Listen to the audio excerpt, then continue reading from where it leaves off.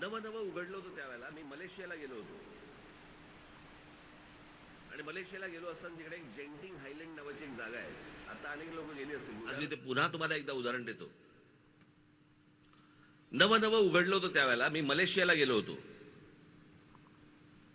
आणि मलेशियाला गेलो असताना तिकडे एक जेंटिंग हायलँड नावाची एक जागा आहे. आता अनेक लोक गेली असतील. मी जेव्हा गेलो त्यावेळेला एक हॉटेल होतं फक्त तिकडे.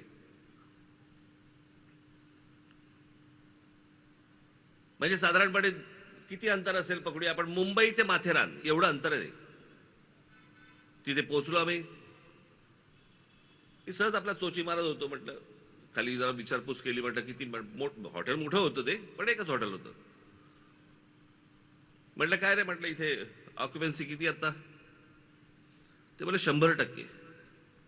म्हटलं 100% ऑक्युपन्सी? म्हटलं काय आहे का इथे? ते बोले इथे कसिनो आहे.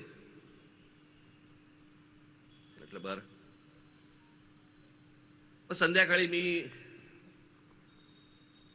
शर्मिला, अजून आमच्या बरोबरचे अजून कोण कोण दोघे तिघे जण होतो. आम्ही खाली कॅसिनोमध्ये गेलो. मला जुगार खेळता येत नाही. मी 5 वर्षात एकदा खेळतो.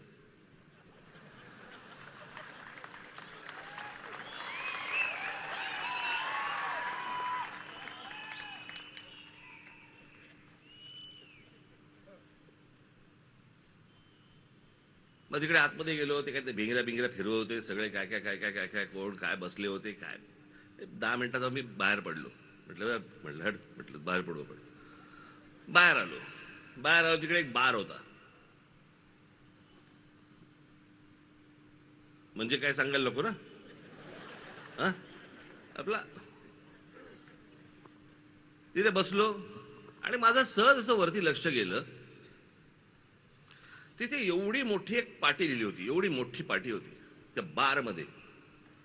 आणि त्याच्यावरती लिहिलं होतं, मुस्लिम्स आर नॉट अलाउड. मुसलमानांना येथे परवानगी नाही. आता तुम्हाला गंमत सांगतो. मलेशिया हा देश मुस्लिम देश आहे. म्हणजे विचार करा. आता हा जसा एक हिंदूंचा देश आहे म्हणून आपण मान्य करतो, बरोबर आहे, असं बोलतो आपण. आपल्याकडच्या एखाद्या रेस्टॉरंटमध्ये, एखाद्या बारमध्ये जर समजा अशी पाटी लावली असेल की या इथे बारमध्ये हिंदूंना परवानगी नाही, काय कराल तुम्ही?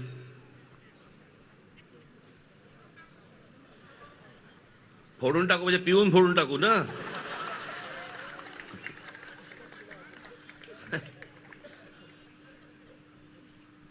पण मी त्याला विचारलं, म्हटलं हे कशासाठी? तो बोलला की मुस्लिम धर्मामध्ये दारू पिणं काय चुकीचं मानतात. आणि त्याचबरोबर तुमचा जुगार तो देखील मान्य. म्हटलं मग इथे तर कसिनो आहे. इथे म्हटलं तुम्ही बार लावलायत. आणि म्हटलं तुम्हाला कळतं कसं रे मुसलमान आल्याचा?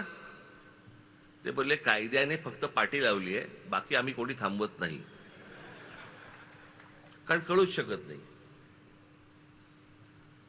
स्वतःच्या देशाची प्रगती करण्यासाठी जर एक देश आपल्या धर्माला बाजूला सोडत असेल, आपण कोणती संस्कृती घेऊन बसलो? कुठची संस्कृती?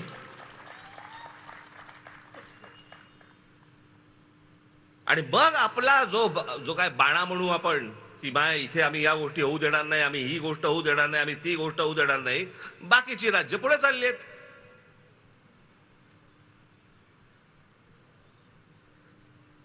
गोवा पुढे चाललाय. हॉटेलच्या हॉटेल्स निघतायत तिकडे. केरळामध्ये निघतायत. आम्ही तारकर्ली घेऊन बसलोय. तासन तास बसलेत लोक. डॉल्फिन दिसेल, डॉल्फिन दिसेल. कुठचा डॉल्फिन? म्हणजे ते ह्याला जातात नाही का, ते जंगलात देतात ना वाघ दाखवायला.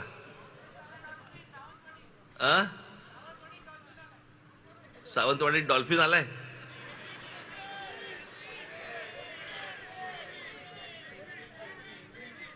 पेंग. तर मला तुम्हाला सांगण्याचा उद्देश असा की या सगळ्या बाजूने इतका सुंदर प्रदेश मी तुम्हाला सांगतो. म्हणजे आपल्या कोकणामधला हा संपूर्ण प्रदेश आपला जो आहे ना, त्याला जैवविविधता म्हणतात त्याला. इतक्या वेगवेगळ्या प्रकारची झाडं, पानं, फुलं, या सगळ्या गोष्टी, त्याच्यामध्ये वेगवेगळ्या प्रकारचे पक्षी, प्राणी, असं हे संपूर्ण आपला जो काय म्हणतो सह्याद्रीची रेंज आहे ना, ही आपली अख्खं सगळं जे आहे ना, खास करून हा सगळा प्रदेश, सिंधुदुर्ग, रत्नागिरी, हा सगळा प्रदेश, हा 2 नंबरला येतो जगात, 2 नंबरला. अमेझॉनच्या जंगलानंतर हा प्रदेश येतो.